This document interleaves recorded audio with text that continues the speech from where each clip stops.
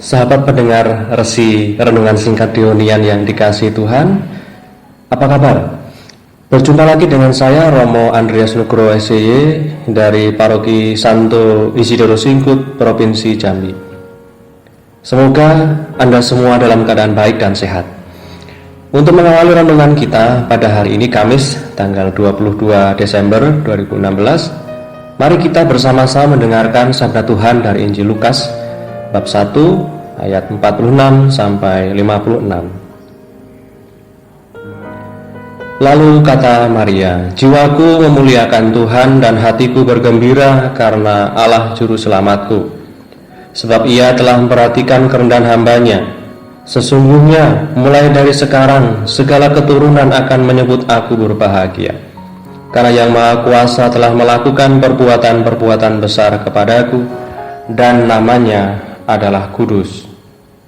Dan rahmatnya turun-temurun atas orang yang takut akan Dia. Ia memperlihatkan kuasanya dengan perbuatan tangannya dan mencerai-beraikan orang-orang yang congkak hatinya. Ia menurunkan orang-orang yang berkuasa dari tahtanya dan meninggikan orang yang rendah.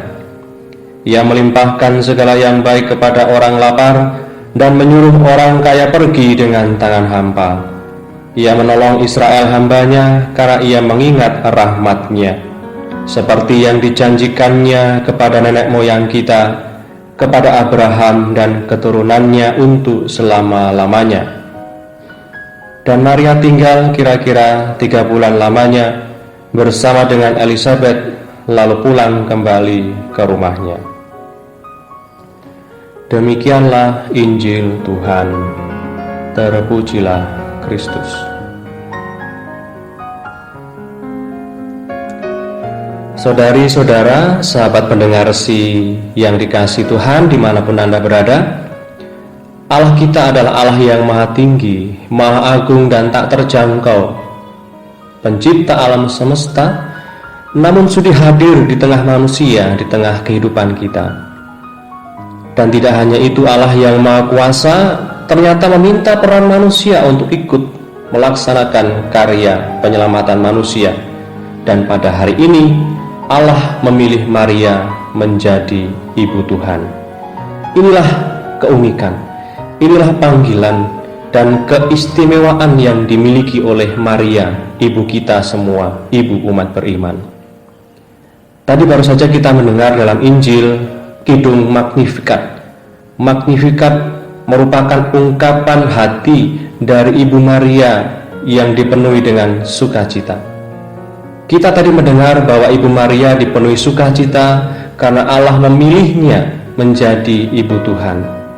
Hati Maria penuh sukacita dan memuliakan Tuhan karena hanya ialah yang dipilih dari sekian banyak perempuan di bumi untuk menjadi ibu Tuhan. Karya agung Allah nyata dalam diri Maria, yaitu yang ilahi terkandung dalam rahimnya.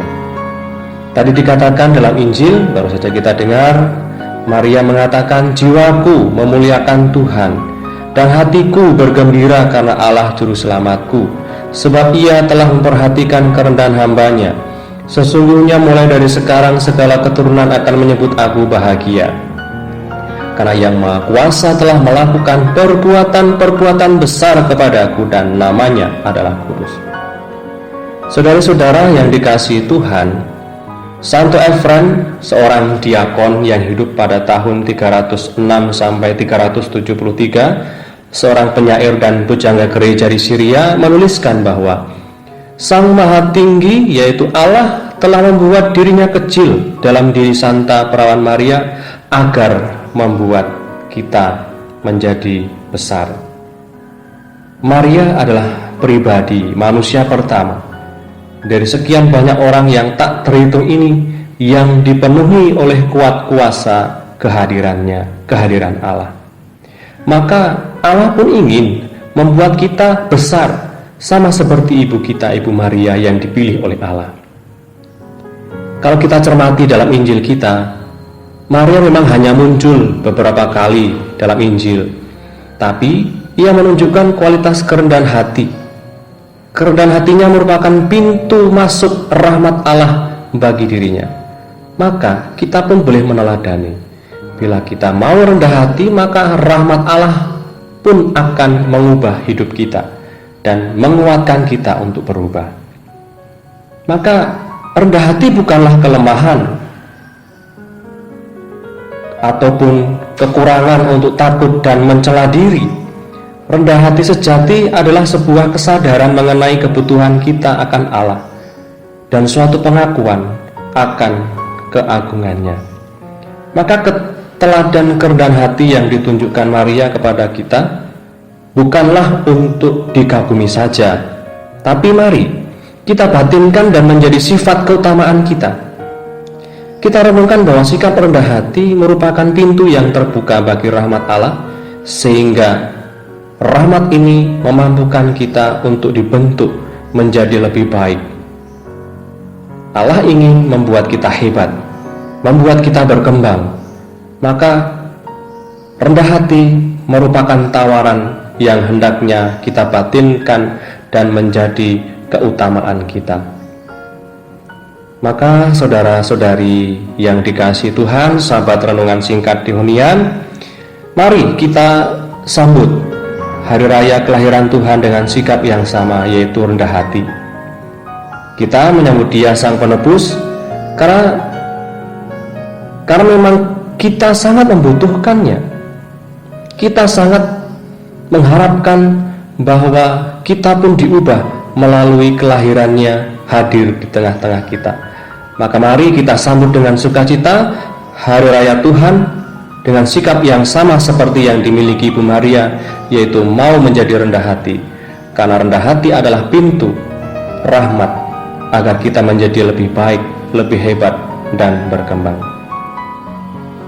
Saudari-saudara yang dikasihi Tuhan, berkat Tuhan menyertai perjalanan, pekerjaan, dan kegiatan harian saudara-saudari, Bapa, Putra, dan Roh Kudus. Amin.